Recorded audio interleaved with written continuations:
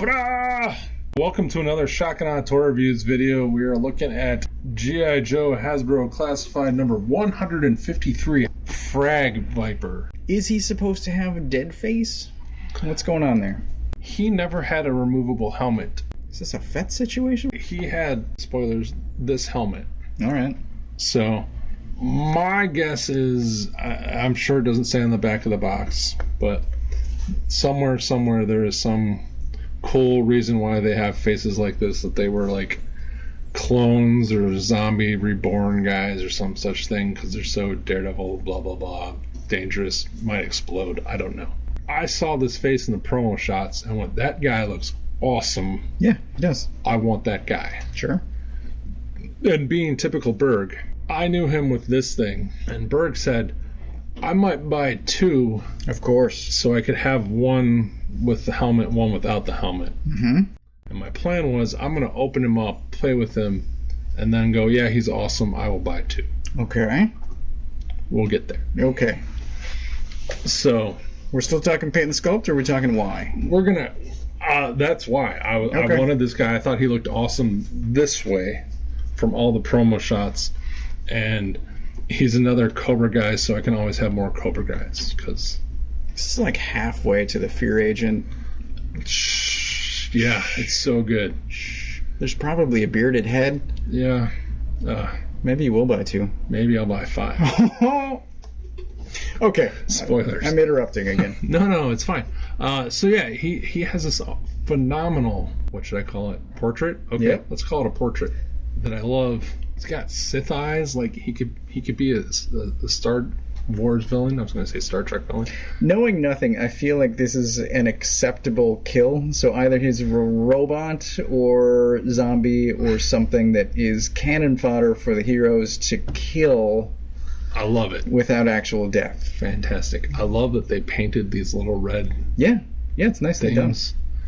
Cobra symbol. Some of the buckles are painted. His knuckle plates are painted. They even got cool little metal details. I'm gonna do this, and I'm gonna see what your reaction is. Oh, that's not great. Yeah, that drove like. Yeah. Okay. Like, those should be black, right? Yeah. Like, I know why they did it, but come on. Yeah. It's not great. So that drives me nuts. Because now that you've seen it once, you can never not see it unless I have his knees perfectly straight. Yeah. Not as much paint on the back, and his butt does not match his legs in the orange. It's very odd. Otherwise, I think he's awesome looking. Just don't go like that. Yeah. Is there something going on with the ankle articulation, or is that just... So both of my ankles are loose. Okay. So... Because there's some instability every time you try to put him down. Yes. But then he stands fine. As long as you don't... Yes. If you don't put him in an action pose, he can stand fine once you get him there. But anytime, like, they're the loosest ankles I have had on a G.I. Joe classified guy. Usually it's his chest joint, like we've seen a couple times. It's not gummy, it's just loose? Yes. Okay. These are just loose. So I always have, of course now on camera, but yeah, he fell down so many times when I was trying to take pictures of him to see if my friend wanted to buy up one. And he just kept falling over. I'm like, God damn it.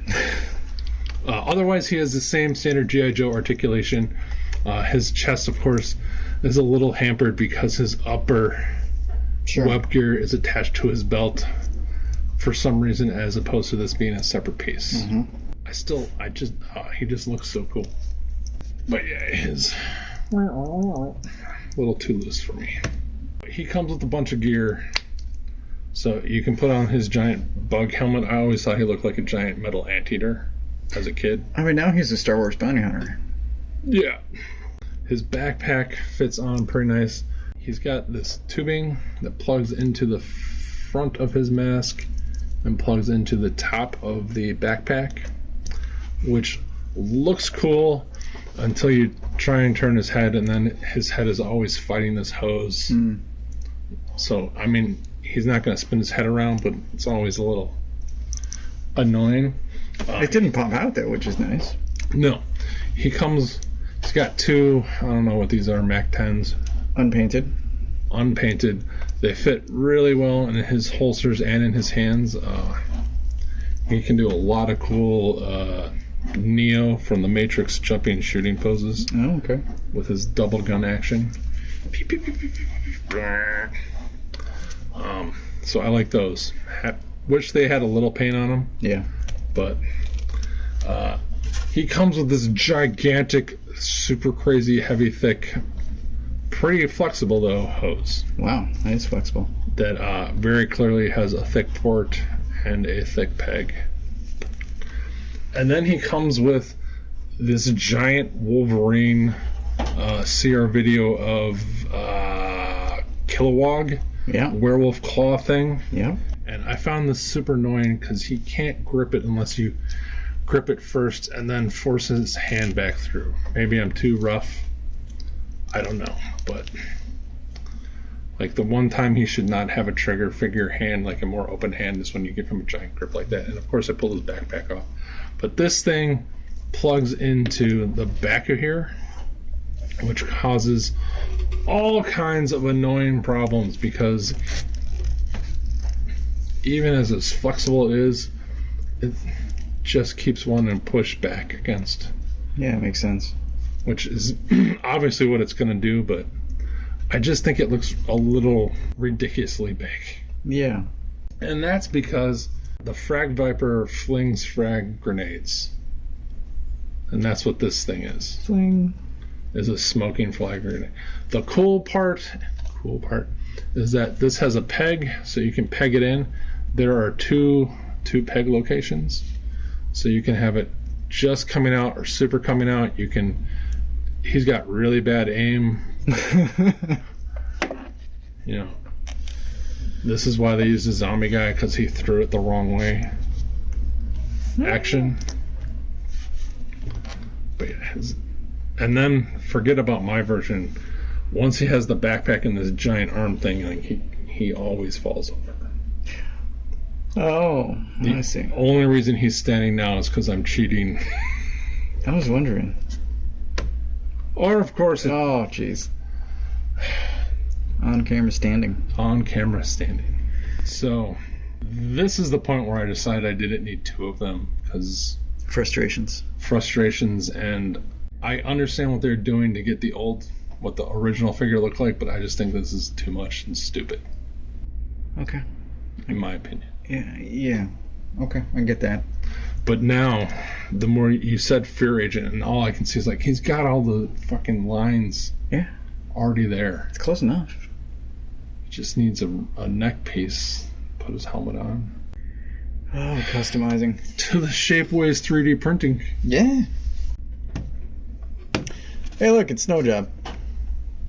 And our #1 reviewed toy, Ultimate NECA Frankenstein.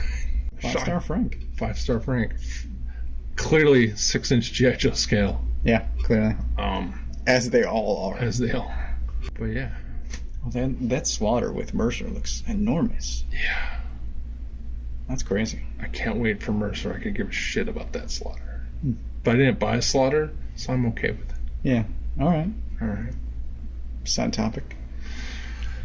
Stay tuned for next year's video of, I love the slaughter. He's so awesome. Best toy in the line. My probable top toy of the year is in city mode. Stay tuned. Final thoughts. Yep. And it took you maybe 10 seconds to get him to stand in this pose, kind of counterbalance, front and back weight. He's gonna blow himself up. So I haven't manipulated him the way that you have. I think I'm going to go 3 largely based on aesthetics because I don't have that frustration of actually trying to make him stand with those ankles or the backpack weight. But the hose doesn't look natural in any position that I have seen yet because his arm is only going to move so far from the backpack, so it doesn't need to be that long. I don't understand. But I love his face without the helmet. But otherwise, it's standard G.I. Joe, and standard G.I. Joe is pretty good. All right, then.